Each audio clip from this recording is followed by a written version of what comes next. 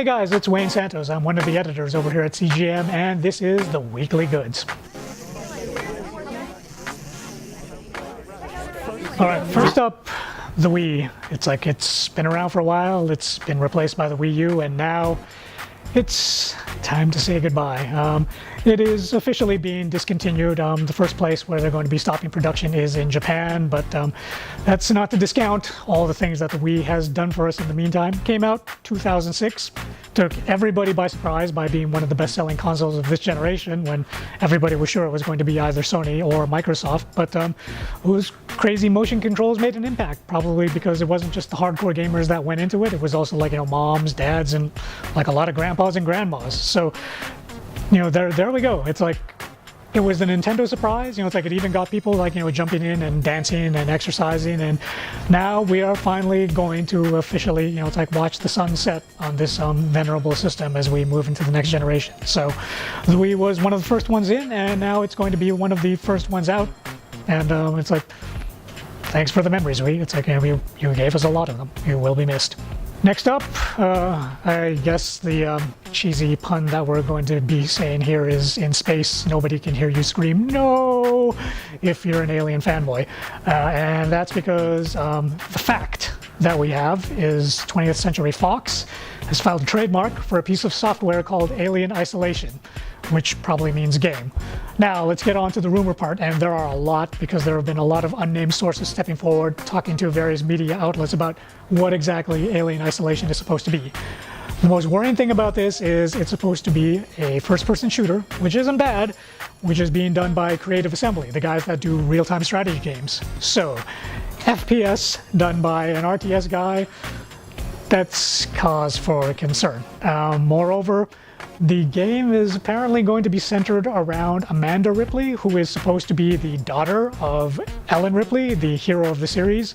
In the continuity of the films, Amanda Ripley, died of old age while Ellen Ripley, the character that we all know, was in cryogenic suspension. So we never even see her. All we get is this one photograph of her, that was shown in the movie.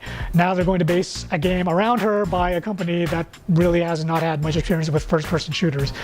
If you're worried, it's probably because you should be, because I sure am. I mean, it's like, on the other hand, everybody deserves a shot, so maybe we should all reserve judgment until this comes out, but judging how Aliens Colonial Marines went, is there really any reason to be super excited about this?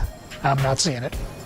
Alright, The Sims. You can't get away from it. I mean, it's one of the best-selling franchises, in the history of gaming. There's going to be a new one coming out. Sims 4 announced for a fall 2014 release. The things that they're doing this time around are going to be emphasizing the actual Sims themselves. So there's going to be more complex emotional features. There's going to be the Smart Sim, which will allow players to build and modify houses a little bit easier than they have in the past, although it's actually already pretty easy. So I'm not sure exactly what they can do to make it that much more easier. One of the big things that they're going to be doing with this, they're really emphasizing that you will not require an internet connection in order to play this game, because, SimCity anyone and the whole fiasco with that. So at least for the Sims fans, now we know for sure that's not going to be an issue. It's going to be coming out on the PC, of course, and the Mac. There's no word yet on a console release, but of course, if past history is anything to go by, they always release some sort of special console version. I don't see why for a 2014 release the PS4 and Xbox One versions would not be in the works. So there you go. And finally, okay, this is the big one for the Respawn Entertainment fans. Titanfall finally has an official release date. It's scheduled for the first quarter of 2014. Look for it on March 11th.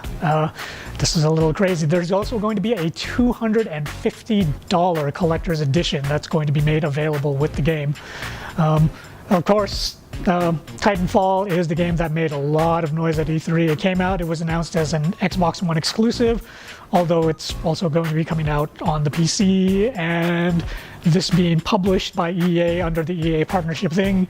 EA likes money, so I'm betting that eventually at some point we're either going to see Titanfall coming out for the PS4 a year later, or maybe we'll see, Titanfall 2 coming out. But, it's like, I have my doubts that this is going to remain an Xbox One exclusive forever and ever. Current rumors going around suggest that this is going to be available for the PC and the Xbox One, and possibly the 360. Okay, that's it for this week's Weekly Goods. I'm Wayne Santos, and you can check this out and many other stories at cgmagonline.com. Later, folks.